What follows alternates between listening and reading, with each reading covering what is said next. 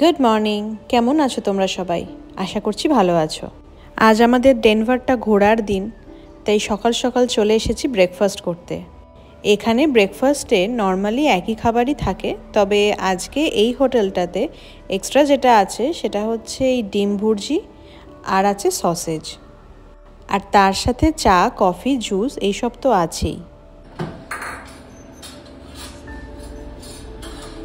এখানে আবার ওয়াফেল বানানোর দু রকমের মেশিন আছে। একটা তো নর্মাল বড় একটা ওয়াফেল বানানোর মেশিন আছেই, আর একটা এরকম ছোট ছোট 4টে ওয়াফেল হবে সেরকম একটা মেশিন রেখেছে।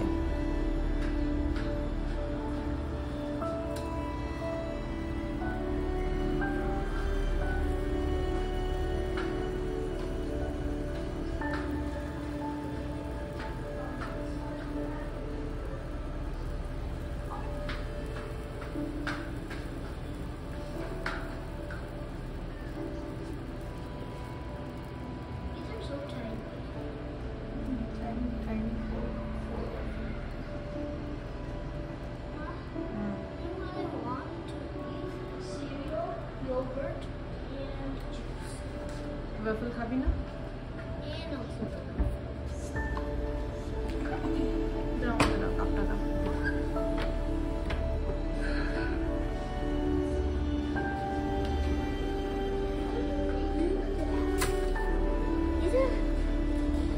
এখানে ওয়াফেলটা হতে থাক, আমি আমাদের জন্য কফিটা বানিয়ে নিই, আর ছেলে কি খাবে দেখি, তারপর একবারে আসছি।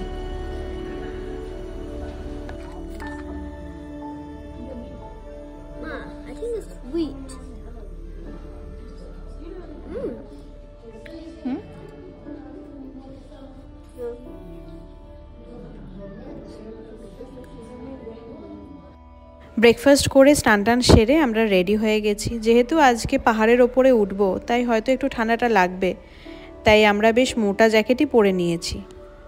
এখানে ঠান্ডাটা খুব বেশিই আছে, কিন্তু টেক্সাসের মতন অত ঠান্ডা গায়ে লাগছে না, কারণ টেক্সাসে ঠান্ডা কম থাকলেও প্রচণ্ড হাওয়া দেয়, যার জন্য প্রচণ্ড ঠান্ডা লাগে। কলোরাডো জায়গাটা মোটামুটি পাহাড়েই ঘেরা, তাই এখানে কোনো ভালো স্পটে যেতে গেলে একটু উঁচুতে বা পাহাড়ে উঠতেই হয়। অনেকটা বেশি পাহাড়ে উঠলে অনেক বরফও পাওয়া যায়, সেরকমই প্ল্যান আমাদের ছিল যে আমরা অনেক উঁচুতে উঠে বরফে এনজয় করব, বাট কোনো কারণে সেই প্ল্যানটা আমাদের ক্যান্সেল করতে হয়।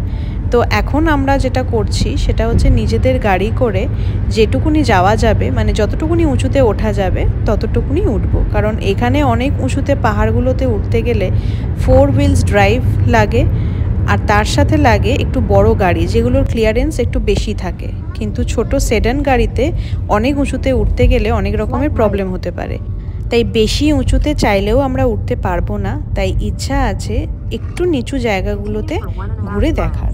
তাই আজ আমরা যাচ্ছি মরিসন বলে আর একটা সিটি, যেটা ডেনভারের খুব কাছেই।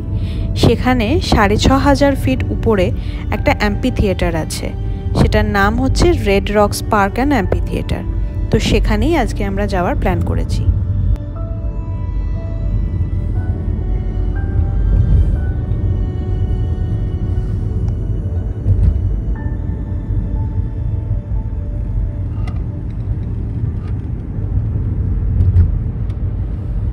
আমরা অলরেডি পাহাড়ের ওপর উঠতে শুরু করেছি, যদিও বা আমরা 6,500 ফিট উঁচুটা গাড়ি করে যাব না।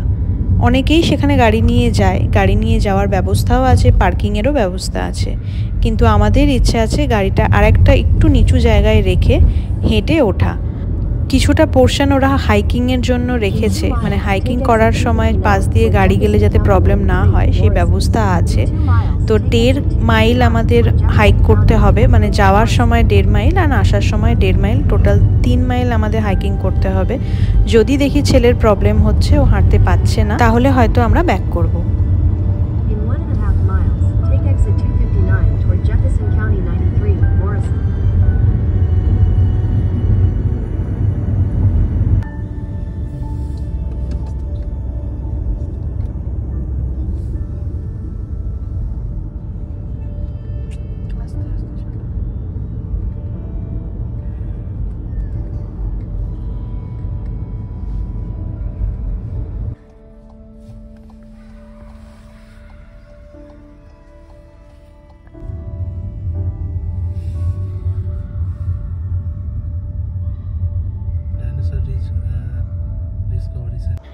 এখানে আমরা গাড়িটা পার্ক করলাম। এখান থেকে 1.5 মাইল উপরে আমাদের উঠতে হবে। তো আমি ব্যাগের মধ্যে জল, চকলেট, ওর কিছু পছন্দের ক্যান্ডি নিয়ে নিয়েছি। এবার আমরা হাঁটা শুরু করলাম।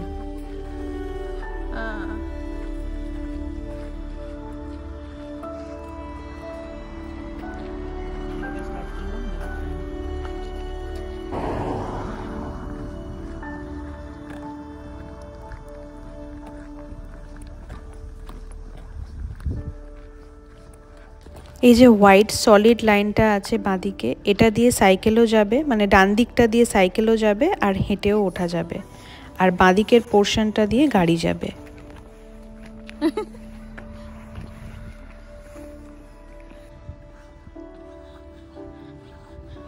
এটা 1.5 মাইল না পুরোটা?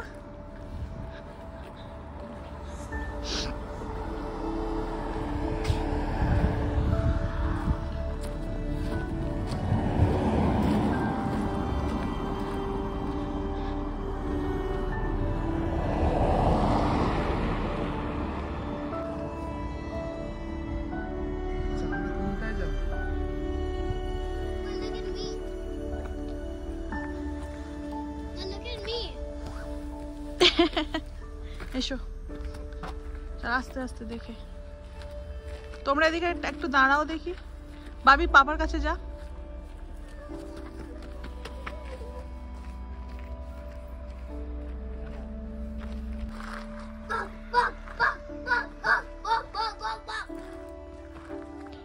এত জোরে জোরে এই সমস্ত জায়গায় চিৎকার করার মতন একটা মানুষই থাকে। দেখি মানুষটার মুখ।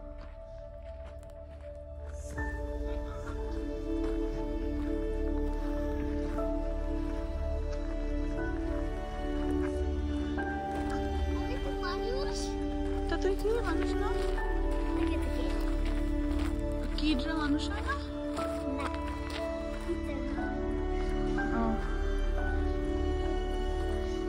এর এখানে একটুখানি বরফ পড়ে আছে।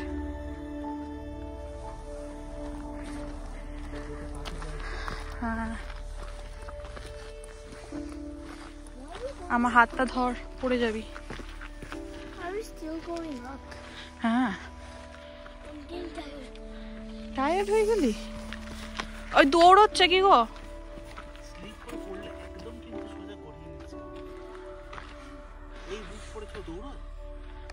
এখানে বরফ ভর্তি হয়ে আছে, দেখ।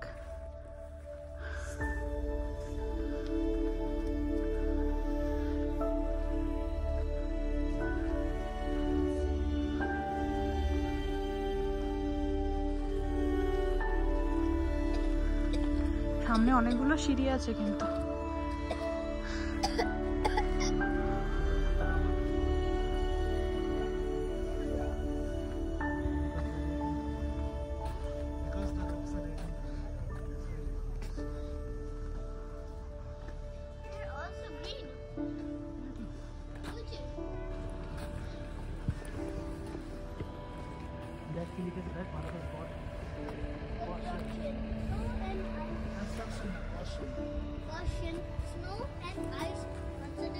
Condition.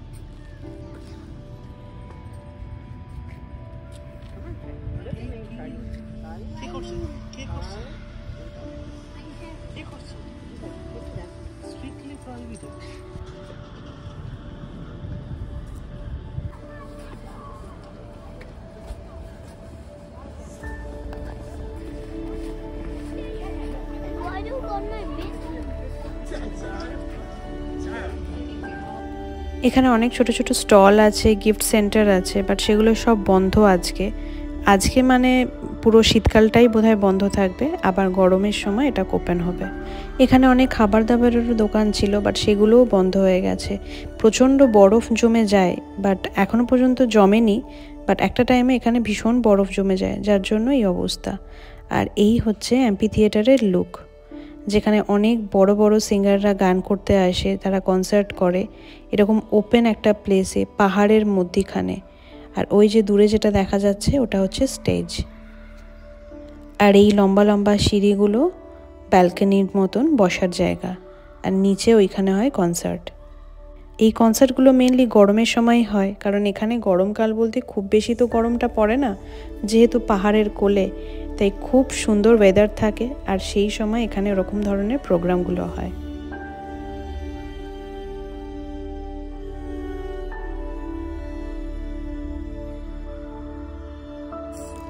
আমরা যখন গুগলে সার্চ করেছিলাম এই জায়গাটা, তখন দেখাচ্ছিল যখন এটার মধ্যে বরফ পড়ে, এই পুরো সিঁড়ি আর পুরো স্টেজের মাথাটা সম্পূর্ণটাই সাদা চাদরে ঢাকা পড়ে যায়। তো আমাদের লাক খারাপ, তার জন্য আমরা এই সময় গিয়েও বরফটা দেখতে পেলাম না। তো ঠিক আছে, যদি সময় সুযোগ হয় তাহলে আবার একবার আসা যাবে। ওঠার সময় যতটা কষ্ট হয়েছিল, নামার সময় তো ততটা কষ্ট হয়নি, তাড়াতাড়ি নেমে পড়েছি। 1.5 মাইলটা আর খুব বেশি কষ্টকর মনে হয়নি। তো আমরা নেমে গাড়িতে উঠে গেলাম, যেখানে পার্কিংয়ে গাড়িটা রেখেছিলাম। একটু টেনশনেই ছিলাম, যদিও বা এখানে কোনো পার্কিং ফিজ লাগেনি, তাই একটু টেনশনে হচ্ছিল যে যদি কাঁটা টাটা লাগিয়ে দিয়ে চলে যায়। তো বাট এখানে সবাই গাড়ি লাগছিল, তো অসুবিধা কিছুই হয়নি। তো ওখান থেকে বেরিয়ে সোজা চলে গেলাম খাবার খেতে, কারণ অনেকটা বেলা হয়ে গেছে, লাঞ্চ করার টাইম পেরিয়ে যাচ্ছে। তো সব থেকে ইজিয়েস্ট অপশান হচ্ছে পিৎজা খাওয়া, কারণ অত কিছু ভাবতে হয় না যে কোথায় খাবো কি খাবো। তো ছেলেকে যখন জিজ্ঞাসা করি যে কোথায় খাবি কি খাবি, তো ওর একটাই অপশান থাকে, সেটা হচ্ছে পিৎজা, কারণ ও পিৎজা খেতে প্রচণ্ড ভালোবাসে। তো তাই আমরা ভাবলাম যে ডমিনোজেই যাই, আর খুব একটা বেশি দূর ছিলও না ডমিনোজটা। তো এখান থেকে খাওয়া দাওয়া করে আমরা সোজা চলে গেলাম হোটেলে, কারণ আর কিছু করার আজকে এখানে ছিলও না, কারণ পাহাড়িয়া অঞ্চল, তাড়াতাড়ি সব কিছু বন্ধ হয়ে যায়। আর পাহাড় থেকে যত তাড়াতাড়ি মানে রোদ্দুর থাকতে থাকতে নেমে যাবে বা সানলাইট থাকতে থাকতে নেমে যাবে, ততটাই ভালো। তো আমরা তাড়াহুড়ো করে খাওয়া দাওয়া করে নেমে চলে এলাম। আজকের দিনটা আমরা এইভাবেই কাটালাম। ছেলেকে নিয়ে যে টেনশনে ছিলাম যে ও উঠতে চাইবে কিনা বা পারবে কিনা, সেই প্রবলেমটা আর আমাদের হয়নি। তো আজকের ভিডিওটা কেমন লাগলো তোমরা অবশ্যই জানিও। দেখা হচ্ছে খুব শীঘ্রই নতুন আর একটা ভিডিওতে। ততক্ষণ খুব ভালো থেকো, বাই।